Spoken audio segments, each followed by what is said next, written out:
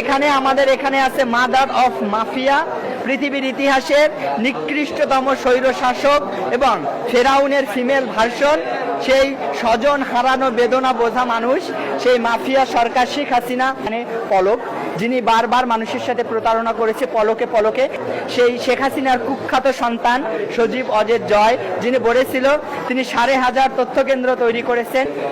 আমরা এখানে দেখতে পাচ্ছি এখানে আছে আমাদের ভণ্ড দরবেশ, যিনি পালায়ন করতে গিয়ে ক্লিন শেভ করেও তিনি রক্ষা পায় নাই।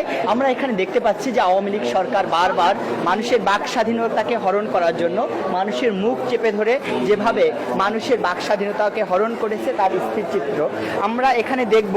যে আওয়ামী স্বৈরাচারের আমলে যারা বাংলাদেশের মানুষকে একটি স্বৈরাচারের জেলখানায় পরিণত করেছিল, মানুষের জীবনকে, তাদের কয়েকজনকে আমরা এখানে দেখতে পাচ্ছি। প্রথমেই আছে এখানে পলক, যিনি বারবার মানুষের সাথে প্রতারণা করেছে পলকে পলকে। তিনি বলেছিল ইন্টারনেট চলে যায়, আমরা বন্ধ করিনি, বন্ধ হয়ে গেছে, স্যাটেলাইটে পানি ঢুকে গেছে। সেই মিথ্যাচার, সেই ইন্টারনেট বন্ধকারী সেই পলক, এখানে তার ছবি এখানে আমরা দেখতে পাচ্ছি, ঘৃণিত পলক।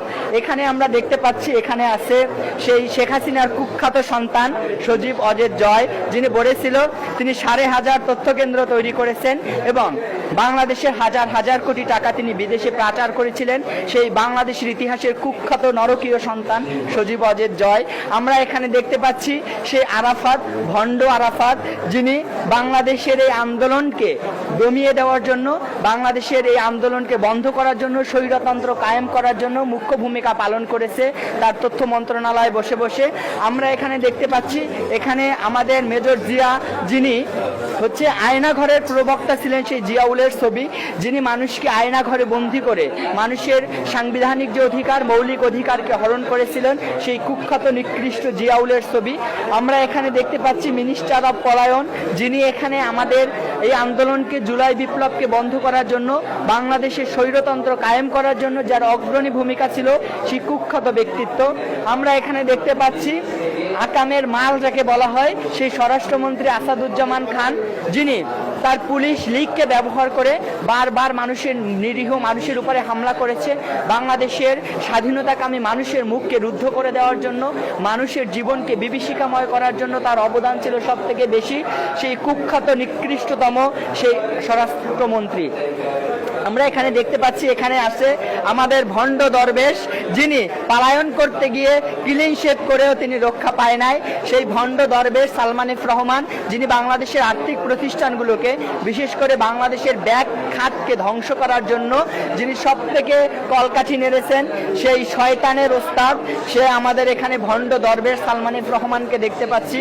এখানে আমাদের এখানে আছে মাদার অফ মাফিয়া, পৃথিবীর ইতিহাসের নিকৃষ্টতম স্বৈর শাসক এবং ফেরাউনের ফিমেল ভার্সন, সেই স্বজন হারানো বেদনা বোঝা মানুষ, সেই মাফিয়া সরকার শেখ হাসিনা।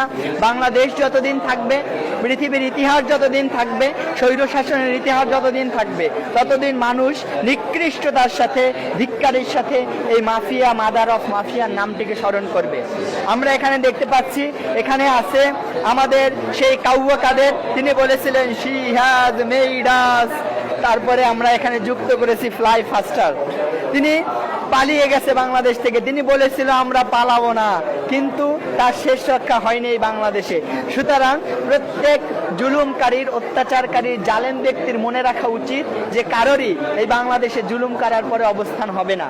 এখানে আমরা দেখতে পাচ্ছি পুলিশ লীগ, সন্ত্রাসীদের প্রধান হাতিয়ার, যিনি কলকাঠি নেড়েছেন, সেই ডিবি হারুন, সন্ত্রাসী হারুন, যিনি ভাতের হোটেলে মানুষকে আমন্ত্রণ জানিয়ে ডিবি কার্যালয়ে মানুষের উপর অত্যাচার করত, মানুষকে নিরীহ মানুষদেরকে গুম করে দিত, খুন করত।